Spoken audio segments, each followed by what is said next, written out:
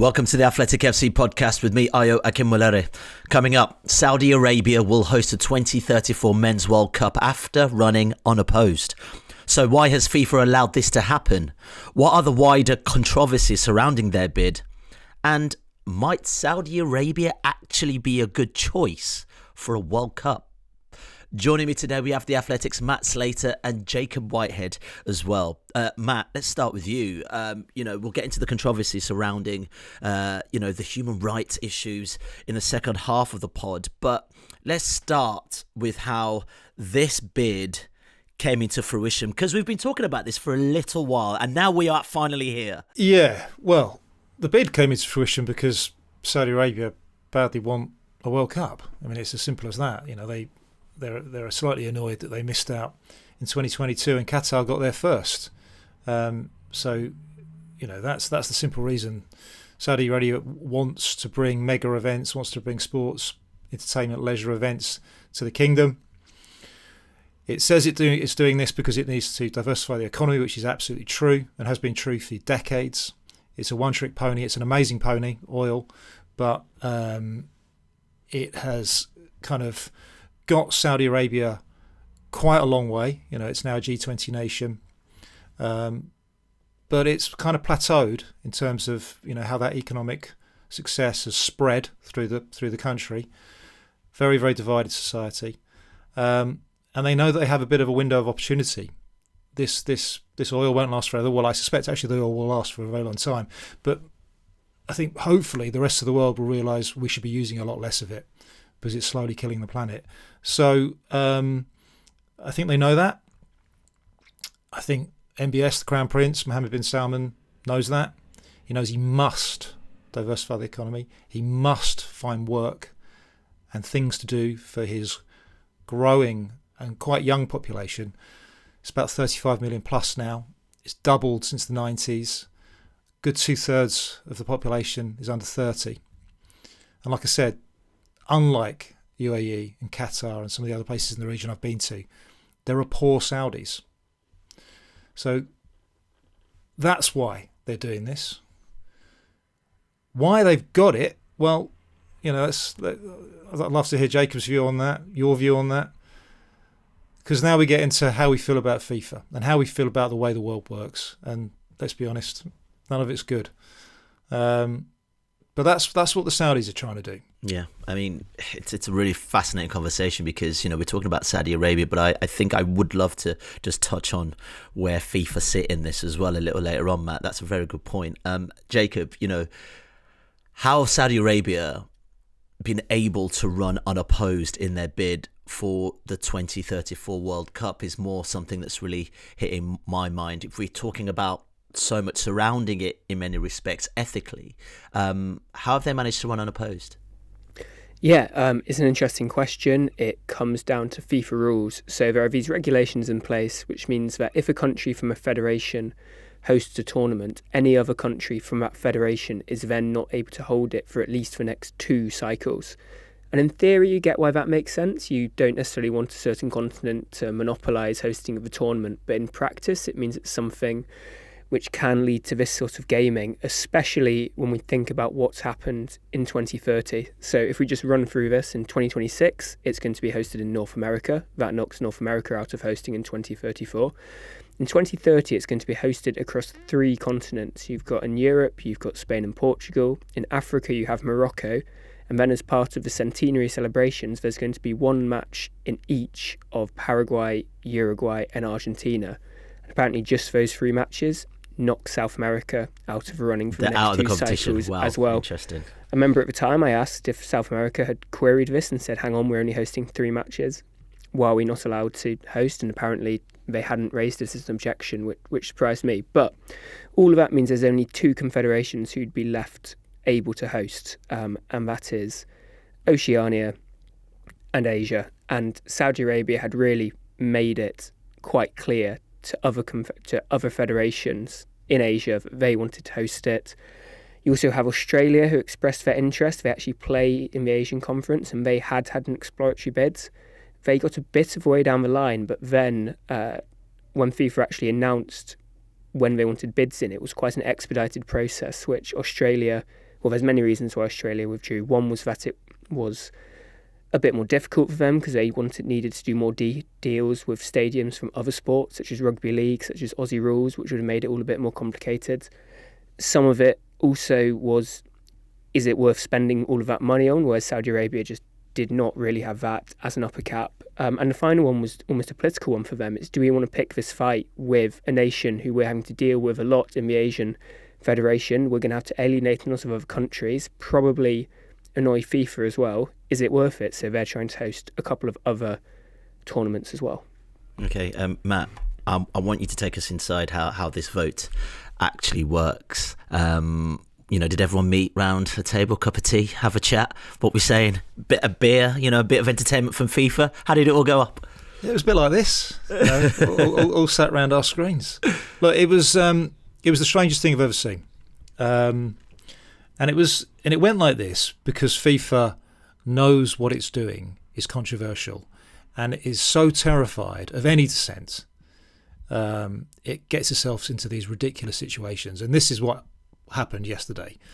I was explaining this to my wife actually last night, and I realised whilst I was saying it, it was the stupidest thing I've ever had to explain. And I could just see her face. She was like, "What?" That's basically what happened. Just madness. So the first thing to say is it was online. It was basically a great big Teams call. Gianni Infantino, the president, and some of the bigwigs were in a very sort of impressive-looking TV studio, a little bit ominous actually at times. He was at a lectern with a great big wall of screens behind him. The 211 member associations were on Zoom calls. That number's important. FIFA love trumpeting it, and they say it's bigger than the members of the United Nations, as though that makes FIFA somehow better. The vote, as Jacob has explained, was a done deal. We knew all this a year ago. One candidate for 2030, one candidate for 2034, all signed, sealed, delivered. And yet we still went through the usual bid process with the bid assessments, ticking the boxes, saying how transparent it was, getting consultants to slap FIFA on the back and say, yeah, amazing, great job. So we had all of that. And then we knew this was coming because we could see it in the sort of circular that they sent out to the member associations. This was how it's going to play out. That they weren't even going to be voting, on 2030, yes, no, or abstain. They were going to be voting on both together, en bloc, as they put it. So it was basically yes, no, or abstain for both. You either like both or you don't.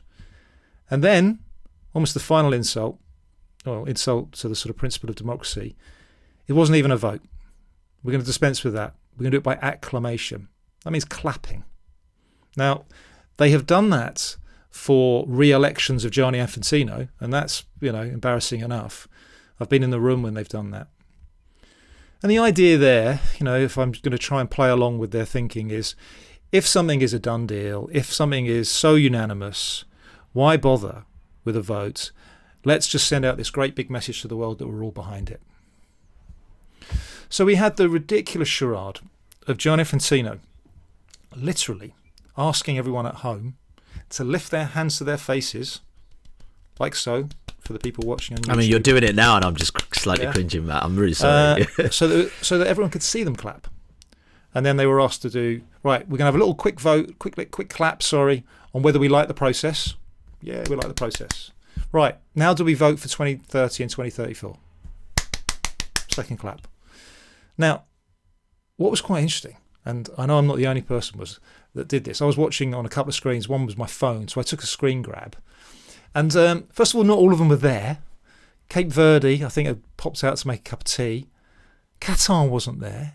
I suspect Qatar wasn't there on purpose, as the Gulf one-upmanship between Qatar and Saudi Arabia is ridiculous. And there were a couple others that were either out of shot or, like every Zoom call I've ever been on, had somehow managed to knock off their camera. So the whole thing was just bizarre. That's how, and it should, when the history books are written, that is how the 2034 World Cup was delivered by FIFA to Saudi Arabia. Yeah, it's so interesting you say this because I'm trying to figure out just, how long this, I wouldn't say courtship, but let's say relationship between FIFA and Saudi Arabia has been going on for, Matt. How long have they been having this conversation? Because, there is a wider conversation about what Saudi Arabia wants to do with itself. But football is massive. Football is huge. All right, well, I think there's a few things to say there. I mean, look, first of all, Saudi Arabia, unlike Qatar, is a genuine football nation. I've already said that it's a large place, 35 million. It's by far the largest in the Gulf, by far the most important, biggest economy in the Gulf, and has qualified for, I think, 6 World Cups, made the knockout stages in '94. Has had some moments. It beat Argentina, don't forget, in the first game that's in Qatar, their first game in Qatar. So there's a relationship, an existing relationship, and it's not a pretend relationship. I think what you're getting at though is when things got serious, right? When FIFA started to think, oh, do you know what? Maybe Saudi Arabia could host the World Cup. And that really does start with MBS, with Mohammed bin Salman. He emerged as the de facto ruler of Saudi Arabia in about 2016, 2017. Don't want to get too far on a tangent here. It sort of slightly came out of nowhere, surprised a lot of Saudi watchers, did it in a very ruthless fashion. He's the boss. And he made it pretty clear pretty quickly that he was going to change things. And he was going to open the country up to investment for the reasons I've already mentioned about diversifying the economy, giving stuff for people to do, job preservation, really. He's worried about things like the Arab Spring. He's worried about what happens when people stop buying Saudi oil. So he's a pragmatist, not some benign dictator or philosopher king. He is a pragmatist. Now, we, I think, picked up that Saudi really does want a World Cup during the build-up to Qatar. Now, without, again, going into too much history, there was one of the many not strange, but one of the many aggressive things he's done is start an economic blockade of Qatar. They had a list of grievances with Qatar. This is Saudi Arabia and UAE and the other Gulf neighbours. But one of them, it was just one of them, was that Qatar was a bit uppity, was upsetting their biggers and betters with things like the World Cup. So Saudi wanted some of the 2022 World Cup. Long story short, Qatar stuck to its guns and did not share that tournament. So from that moment on, we knew Saudi Arabia wanted a World Cup. They wanted the 2030 World Cup. And for the reasons Jacob explained, it couldn't have 2030. And what we got was this ridiculous compromise to give them, to guarantee they'd get 2034. So we knew, FIFA knew, that Saudi Arabia wanted a World Cup, I would argue from 2017, 2018, around then. Now, the relationship has grown and grown and grown as Saudi Arabia, as we've seen in golf, tennis, you name it, almost every other sector, thrown money around. So Newcastle United, Live Golf, the boxing, tennis, and so on and so on and so on. That relationship has cemented. There have been sponsorships, Aramco, Saudi Tourism Board. We've just been talking, haven't we, about the Club World Cup and the massive help, direct and indirect, that Saudi Arabia are giving FIFA to get that competition up and running. So the relationships have been there for some time. They are cemented by money, basically, or almost entirely. So that's it. That's the story, really. FIFA has a patron, and the patron gets prizes. Yeah, Jacob. FIFA have also awarded the Saudi Arabia bid a score of 4.2 out of 5. Now, this is the highest in the organisation's history. Firstly, just give us an understanding of how they come up with that score, but also what it means. But what is FIFA's reasoning behind that? That's a good question. 4.2, terrible Uber rating, but an outstanding. Bad restaurant rating as well.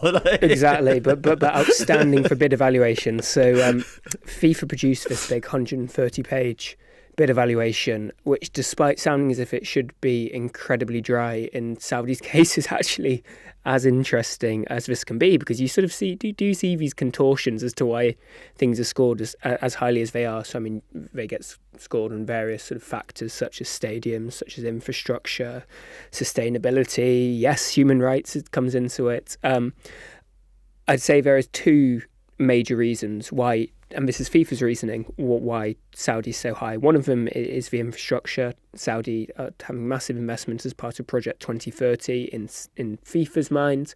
All of that is effectively going to already be there. It's saying, look, we've got all of these great transport options around Riyadh. We've got all of these stadiums which are already going to be built, just as part of their general sports policy. Nothing to do with us, which will be interesting when it comes to sustainability calculations later. That's one part of the reasoning. The second is money.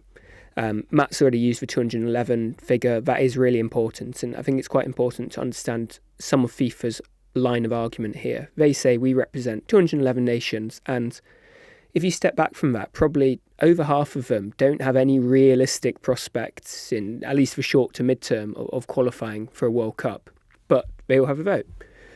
So these are all stakeholders who, in a way, don't really care about what the tournament is actually going to look like, but they effectively want lots of investment from FIFA to develop football in their country.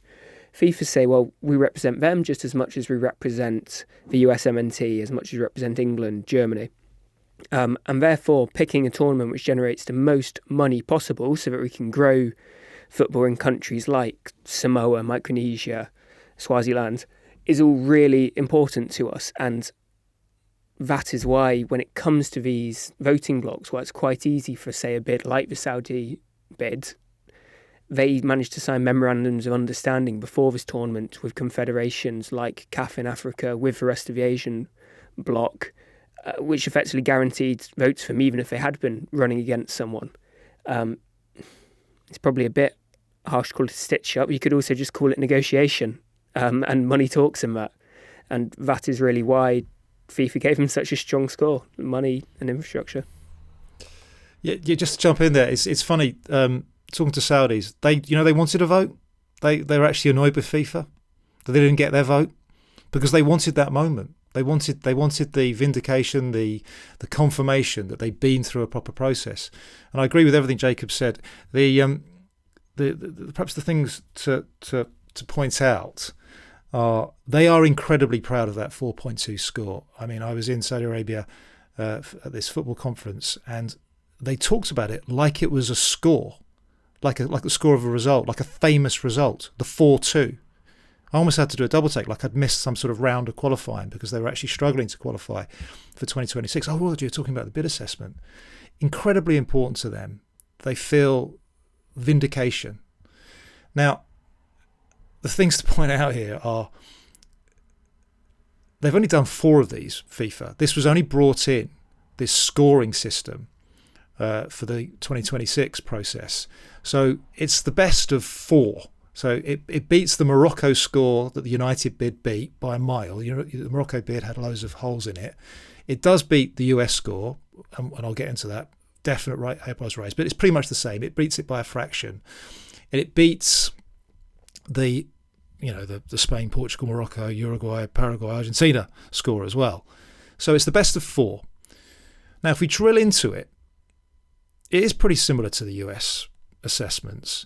There are some very, very eye-opening scores, though, that I think reveal so much about FIFA and how FIFA thinks.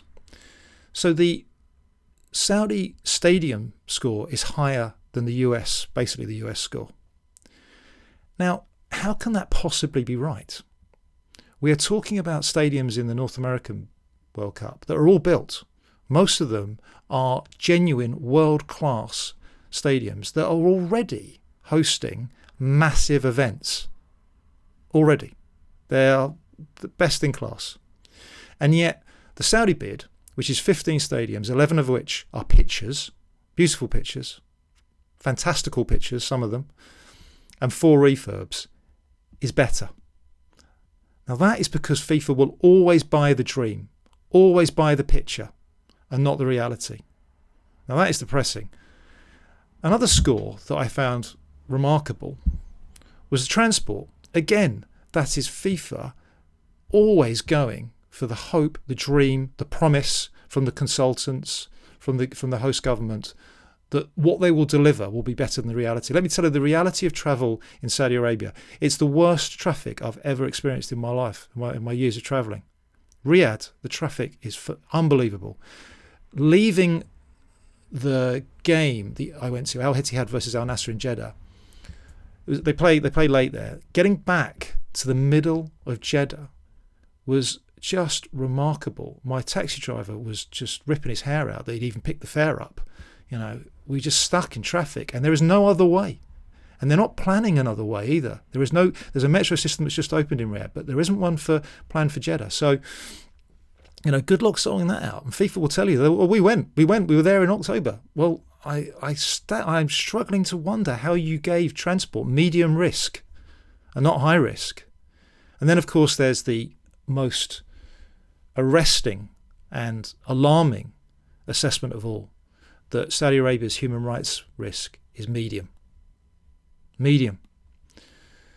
Now, even if you are of the view to be optimistic about this, and I think we're going to get onto my piece, and you're of the view that you will acknowledge there has been progress made in the last few years, how you can say that Saudi Arabia's human rights risk, the impact of a potential World Cup in Saudi Arabia, is only of medium risk, I just can't get my head around that.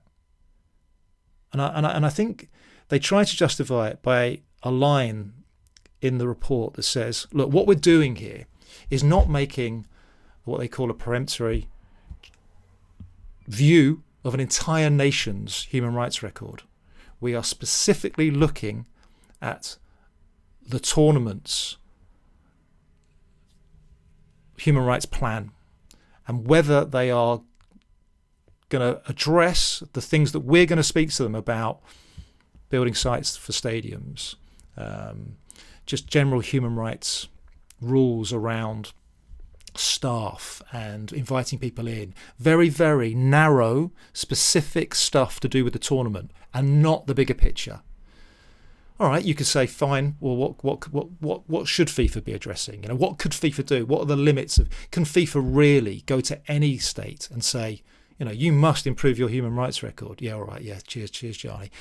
So there is a limit. However, to not even attempt that, to not even use the leverage of, do you want this World Cup or not, is depressing, and it's very much on FIFA. And it's very much my biggest criticism of what happened in Qatar, that they did not use the leverage they had to get more from Qatar in terms of improvements, and to get more from Qatar in terms of actually living up to their promises. So that I think is shocking. But that's some of the context around the bid assessment. I'm hearing all this, and I'm thinking you've got all these federations sitting around wanting to cast the vote on whether or not Saudi Arabia should get the World Cup. Surely there must be people there going, yeah, not into this. Definitely, they can't get a World Cup. Did anyone abstain? Did anyone object to Saudi Arabia? Norway, to their massive credit, Lise Klaveness, who has done so much around Qatar, post-Qatar, she's definitely the bravest of the bunch. She effectively abstained. She said she was the Norwegian Football Federation were the only ones that said we don't like this. But like I said, it was an acclamation. So what could she do? She actually asked, I want you to, on the record that we're not down with this. And to be fair, the Swiss Football Federation also wrote a letter to have on record that they didn't like the process. They had problems with the process. So that's two. I think one thing which is really interesting about that FIFA note, which Matt brought up earlier, saying that we're only going to judge you on things which are going to be changed as relation to the tournament rather than on your record. Your basic record is it basically rules out any country ever being rejected from hosting a tournament on human rights grounds. If it's only ever going to be measured in the sense of can you make an improvement from what it is currently in the context of a tournament, you could have a country of absolutely appalling across the board, well, as some argue that Saudi Arabia might be, and it wouldn't be ruled out. It effectively means that it is something which can be run by consultants' promises rather than in the actuality of what the human rights situation on the ground is. It's not as if this is unprecedented. There's Qatar 2 years ago. These objections were raised at the time. Russia was the other one I was going to say, exactly. I mean, but the bigger question is,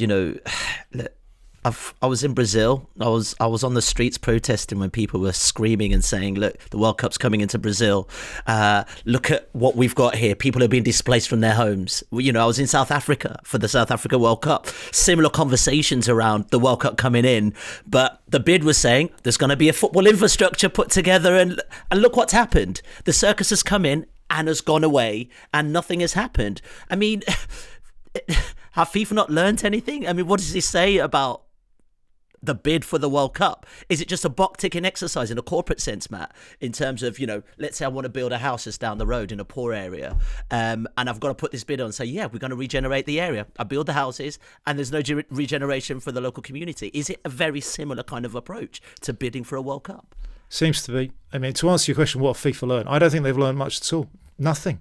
They say they have, and you can get into long conversations with them where they'll say, and they'll it sounds like they've heard. You talk about white elephants, you talk about legacy. They all do it, not just FIFA, every federation, IOC as well.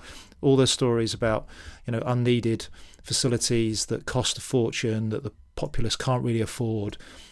So many stories. South Africa's a really good stroke bad one. Brazil similar. And yet they keep doing it. That's the thing that I find very frustrating. Frustrating is putting it mildly. And you get to the point, well, what countries can? Where should we go? And with the IOC, there's this debate about, well, maybe we have one site, right? We just go there. We keep going back because it's not fair to expect, City X to build a velodrome and a swimming pool and a canoeing facility that they don't play those games. Why would they do it? I think football, rightly or wrongly, takes the view, well, look, football's really popular and we're going to countries that like football. I think Qatar is the big exception there. And the further I get away from Qatar, the more angry I get about the choice of Qatar. But most places have a love and a population that might be able to sustain some of these improved facilities. And that is certainly the story that Saudi itself has been loudly telling, and I think sincerely telling. We're probably going to get onto my piece and the reactions to it, but I went to Saudi Arabia sort of armed with these questions and armed with my preconceived ideas about the Gulf in many ways. And I have come away a little more comfortable that Saudi Arabia can possibly use the infrastructure left behind by a World Cup. What's quite interesting about this stadium issue at the same time and the building of infrastructure is that previously Infantino has spoken saying that the era of a single country World Cup is over. They're all going to be joint. And when's an exception made? It's for Qatar. It's for Saudi Arabia, who's been close with, as Matt says, over half a decade now. And that does speak volumes.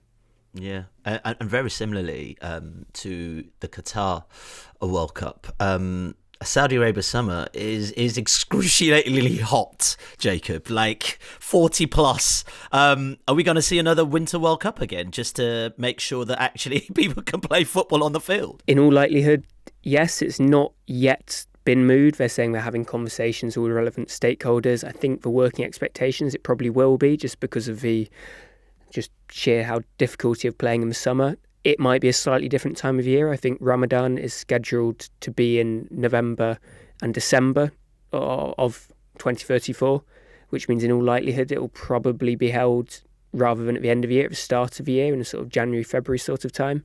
I think for Qatar, they announced there's going to be a winter tournament, I think 7 years before the tournament began in 2015 or so.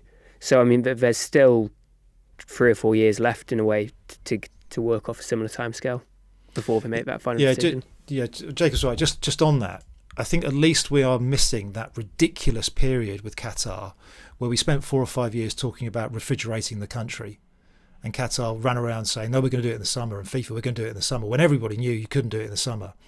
They purposely haven't put a slot down.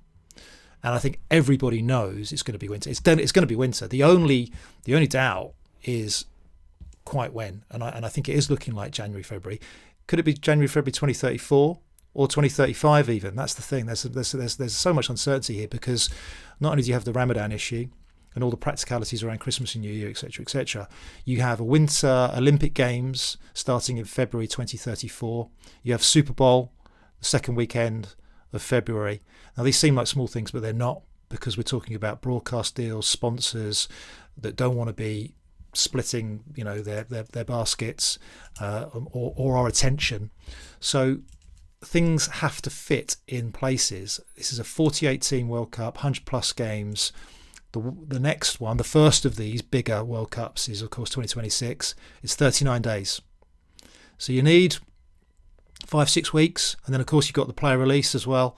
We're talking about a massive disruption to the European, certainly, football calendar, and I'm afraid to make it even more alarming, it's very, very likely that Saudi Arabia will get the Club World Cup in 2033, or scheduled for 2033, as a kind of warm-up event. So we're looking, I think, back-to-back winters of huge disruption for European football. Matt, you've previewed your piece, and we're going to get to it in just a second. But before that, during your time in Saudi recently, you spoke to Hamad Al-Balawi, the person in charge of the successful Saudi World Cup bid. Let's have a listen to him recently reflecting on his work on that bid as part of Saudi Vision 2030. I'll share with you one anecdote. I remember the launch of the vision, and I remember the 3 pillars that were launched as parts of this vision. And I remember seeing vibrant society, thriving economy, and I get those, very straightforward. I remember looking at the third one, ambitious nation. And it took me some time to really understand, what is this trying to achieve? And you mentioned the day that I was asked to be part of this bid team. And, I grew up as a person that loved football. I played Football Manager on my computer. So we all had ambitions, but they were some sort of ambitions that weren't unleashed. What the vision has done, it's unleashed the dreams of all Saudis. We're all achieving our dreams in every area, and that's an ambitious nation. So very grateful for the vision that has allowed us to do this. We are the best ever bid. It's a fact. That is on merit. That is a fact.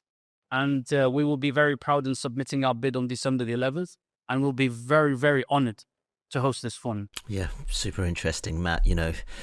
You were in Saudi last week, and you've dropped a really interesting piece, actually, on your trip in Saudi Arabia. It's on The Athletic right now, and it outlines why Saudi Arabia might actually be a good choice to host the 2034 World Cup. I've taken a look at the comment section, Matt, and it's fair to say there were some mixed reactions to that piece. But just off the back of what Hamad just said, I think it's like any other country, really, that hosts a World Cup. When the circus does come into town, there is a sense of local pride that, the biggest stage on earth is actually on your own soil. Oh, God, absolutely. Look, just full disclosure, just that little clip there was Hamad speaking to everybody at this World Football Summit in Riyadh last week. He gave a kind of sort of keynote speech. And that last bit about on merit, the best, that was like his bullet point finish. And there was a standing ovation after that. And he repeated it in interviews afterwards too. I knew I'd be swimming against the current with this one. I did not think the current would be quite this strong, but, there it is. I've written it. Nobody paid me to write it, apart from The Athletic, that is. I wish I was put up in nice suites and given limousine rides around. I didn't. I wasn't. I did the itinerary. I kind of travelled a little bit under the radar, and I spent my time kind of watching, observing, and talking to as many people as possible. Now, inevitably, and this isn't just Saudi, this is the nature of journalism, I'm afraid, in every country, some of those people were consultants, they were Saudis, they were people working for the government, they were people from all around the world, to be honest. But, I've got been doing this a while, so I've learned to sort of filter out those sort of messages. But a lot of the people I spoke to were regular, everyday folk, driving Ubers, drinking coffees, so working in restaurants, sitting next to me at football games, etc., etc. So the reason I went to Saudi Arabia is I suppose I'm the person at The Athletic who has been writing about the politics and sort of business of football the longest. I think I'm the person that wrote the most about Qatar, certainly the migrant worker issue. And whilst I'm very aware and sensitive to the fact that I'm not an expert on everything, journalists by nature are generalists, and I'm also in Qatar was very aware that I, as a white male heterosexual, would not be an expert on what it is to be LGBT or a woman in a Gulf state. I would not have the awareness there to tell that story best, so I would always defer to others on that.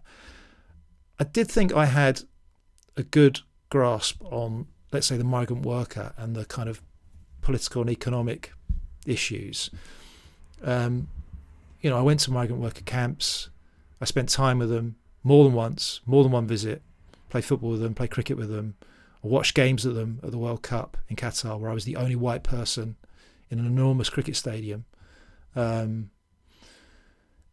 So I think I've got a handle there. And I wanted to go to Saudi Arabia because I got to the point where I thought, I'm going to be writing about Saudi Arabia for the rest of my career, for the next 10 years. And I can't write about them unless I go. So I went. And I've come back a little less depressed and angry, and a little bit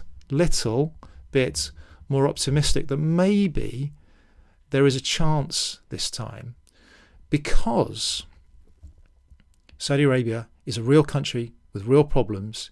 It has a leadership that, for pragmatic, selfish reasons, I think is moving the country in a direction that most of us in the West want it to move. It has already moved a tiny bit. I asked again and again, has it changed a bit? And the answer was universally yes. Do you think it's still going to keep changing? Yes. Okay, great. That's something then, isn't it? That's something to build on. I saw something that, do you know what, this could make this part of the world a bit better. And that is something, isn't it? Now, I'm appalled with the process. I'm still angry, and I will continue to be angry with FIFA as to how we got here. But we're there. And not only are we there, pretty much the rest of the world in every other sector is there as well. While I was there, Emmanuel Macron arrived. As I was leaving, Keir Starmer arrived.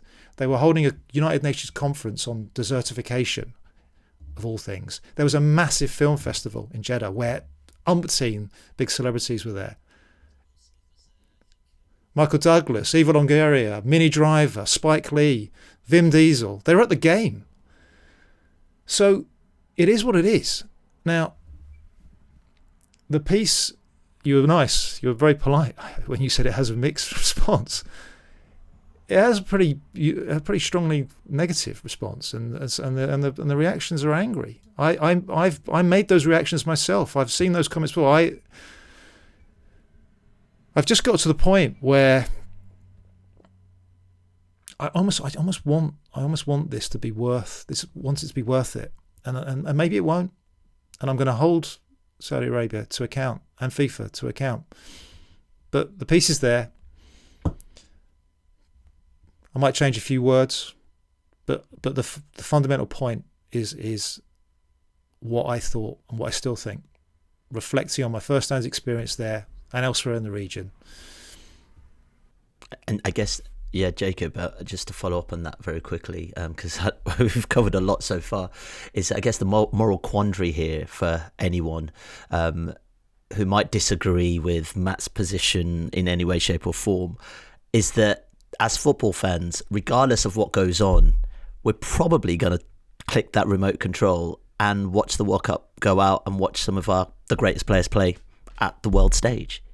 Yeah, some of this almost feels like I'm having a conversation again about covering Newcastle, where in a way your club you've supported for decades is taken over by ownership whose politics, whose human rights you may not agree with, but yet it's quite a lot to just say goodbye to the club. You didn't ask for that as a fan. You're supporting your local club. As a football fan, you want to see the best players in the world perform. To what extent should you, as an individual consumer, it comes back to old, and yet you interact in a capitalist society. One thing I think is quite interesting is to do behind the motivations for this is MBS's role in all of this, because the Saudi state, to all intents and purposes, is MBS. He knows what is going on. He's setting its direction. Yes, he is a team, but they are effectively at his whims. And he's shown a desire to interact with Western leaders, a heavy intention, especially compared to his predecessors. And it's worth thinking about the motivations behind that. On the one hand, as Matt said before, he's got this very young population who he wants to keep happy, and that population sees life in Europe, in North America, and they see lots of stuff they like. There's concerts, there's sporting events. On the other hand, there's a very traditional side of Saudi Arabia, and it's more conservative clerical leaders who are the ones who more often than not want to uphold some laws around, for example, LGBTQ plus community, around women. And MBS from effectively, yes, he's at the top, but it is a political game. It is a Game of Thrones where he's having to keep both those sides happy as he develops Saudi Arabia. He wants to change it for his young majority population, but is wary of the power of those clerics. Saudi Arabia are terrified of the involvement of the Muslim Brotherhood potentially going down the line. He's trying to hold this balance. And so when we think about all of his purposes, when it comes to how he's reforming Saudi Arabia, it needs to be viewed through that lens. It is MBS and his desire to hold on to power. Yes, it's developing the country economically, politically, but it's developing it so that he can consolidate his position. He's going to be in charge of Saudi Arabia for 3 or 4 decades. It's all about entrenching that. It's fascinating you call Saudi Arabia a developing country economically, because, Matt, that's not what vision-wise we see it as. There's this idea that we've got all this oil wealth, which, if we think about it, we also contribute to as well, because we've got this appetite for fossil fuels in the West in many respects, but also back to what Jacob was saying, what MBS is trying to do is really, really fascinating, and what he's trying to balance, or the balancing act he's trying to uphold. Just take us back a little bit to who MBS is, Matt, but also what does that future look like then in terms of what else he's trying to do? Because we've talked about boxing, we talked about other bits of sport. What does that regeneration really look like for the future of Saudi Arabia? Yeah, okay. So MBS Mohammed bin Salman, I think he's the 7th son of the current king, King Salman. King Salman had a couple of wives, I think maybe 3 wives. The Saudi royal family is massive, thousands of princes, and they have a ludicrously gilded existence, and they have done. Saudi Arabia, for a long time, Saudi Arabia, the country is about 100 years old. They discovered oil pretty soon, I think 1930 odd, and got rich pretty quickly, certainly 50s, 60s, went from being, kind of a loose collection of nomadic tribes and elites, bickering elites, frankly, to a country. It's an enormous country, very, very arid desert middle, but with a Gulf fringe and a long Red Sea coast, mountains at the north at the south end, Yemen to the south, blah blah blah. Right, you can find it on a map. It's a big old place, and like I said, the population is growing. So that's who he is. He's the House of Saud. It's the country's literally named after the ruling family. It's their country. Very, very conservative Islamic state. They are. It's the home of the 2 holiest mosques, Mecca, Medina. They are the custodians of those 2 holy sites. They take their religion very, very seriously. The particular strain of Islam there is austere and conservative. It's Wahhabism. They have been exporting that, and therefore terrorism at times, around the globe for a long, long time. However, MBS himself has said, and if we look at the actions, appears to believe it, that he wants Saudi Arabia to move to a more moderate form of Islam. Several reasons, and I keep coming back to this. I think he's a pragmatist. He needs Saudi Arabia to be a more attractive place to visit and stay and do business in. He knows that the oil is great. It's got them so far. I think they're 17th, 18th in terms of GDP. And he certainly has this enormous sovereign wealth fund, which is his public investment fund. And they have this big, their latest national vision, which is exciting, I guess, if you're a consultant or a government, a foreign government. So he has that, but he has to make Saudi Arabia a more attractive place because, one, he talks about leakage. He talks about rich people in Saudi Arabia going away, spending their money in Europe or Dubai. He wants to stop that. He wants to encourage people to stay, build a service economy there. And he wants people to move their businesses, grow businesses other than energy businesses. That means bringing their families. That means making it more attractive for their wives and daughters. It means making it less intolerant. It makes it just more a comfortable place to be. So he has to make it a more moderate form of Islam. So that's what's going on. Absolutely, we can talk about, is it going far enough, quick enough? Will it ever get to the point that we want it to get to? All very, very important debates. Bigger than this show, bigger than our little venture, I'm afraid. So that's all happening. Will it get there? God knows. God knows. It's worth mentioning that. Mentioning that MBS got promoted to his position to an extent because of talent. Yes, he's a member of political talent, at least. Yes, he's a member of the royal family, but it's not a direct line of succession. He was not in line, and in a way he had to impress. He had to position himself before he was selected, and it was his nous and bringing together these disparate strands of a quarrelling and bickering royal family that effectively meant he sort of usurped other people in who would have ordinarily been in the order ahead of him to become crown prince and then ultimately the power in Saudi Arabia. He is not someone to be underestimated in terms of his ability to negotiate these quite fraught political landscapes. Yeah, it's interesting you said, Matt, that the happiest you saw people while you were there was at the football, and it just makes me think just how of a grey PR spin this is to uplift a nation in many respects. You know, the global game has come here, and also on a PR level that we can do this, FYI. So actually, if we band together, we can potentially make this country as great as I want it to be. It can, you know. Well, look, that's the story. That is what they're selling us. That's what FIFA has bought. It's what makes Gianni Infantino sleep at night, I assume. It's what all sports people believe. You know, if you run a big organisation, a big sports organisation, you genuinely believe that. You believe in engagement. You believe in the power of sport. You believe that it can change. It has this positive effect.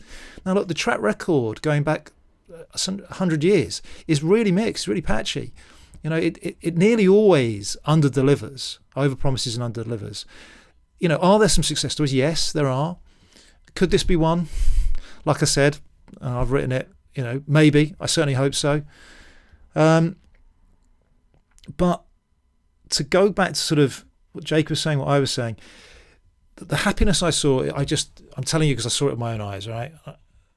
Now, there's a big music event. It's kind of like someone said to me, oh, it's like Glastonbury. I suspect it's not like Glastonbury. But there's a big music event. I can't remember if it's happening right now or maybe at the weekend. Eminem's there. Lots of big acts are there. I think there'll probably be happy people there as well. Maybe at that film festival, which I only walked around the outside of, there would be happy people there. But the happiest people I saw was at the football. What he's trying to do is use sport to entertain, to create jobs, to make the country more attractive, to sports wash, if you like, all of that stuff.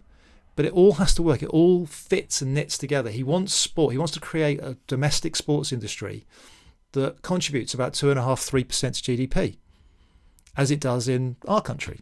He wants to tie that to tourism and not just pilgrims going to Mecca and Medina. He wants to develop the Red Sea. He wants that means lots of spending there. It probably means relaxing the alcohol ban. It certainly means relaxing, you know, moving to that more moderate form of Islam. He wants to encourage people to come there and play golf. All of it sits together. It might seem, you know, why is he doing that? Why is he doing that? It is part of a great big plan that has been drawn up by consultants, and it's not the first and probably won't be the last. There'll be a Vision 2040, I'm sure.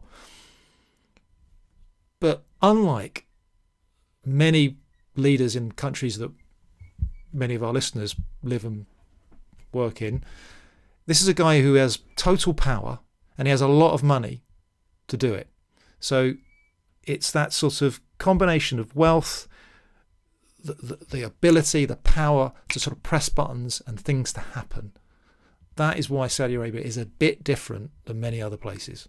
All right, gents, let's call it there. Matt, Jacob, really appreciate your time. And I do ask you to try and take a read of Matt's piece on The Athletic right now. We'll be back tomorrow with the weekend preview where we focus on the Manchester derby. Thanks for listening. If you want to watch more episodes of the show, please subscribe to the channel. We'll be joined by the likes of David Ornstein, Matt Slater, Adam Crafton, Carl Anker, and plenty more through the season. If you'd like to listen to the episodes in full in audio form, search The Athletic FC wherever you get your podcasts from.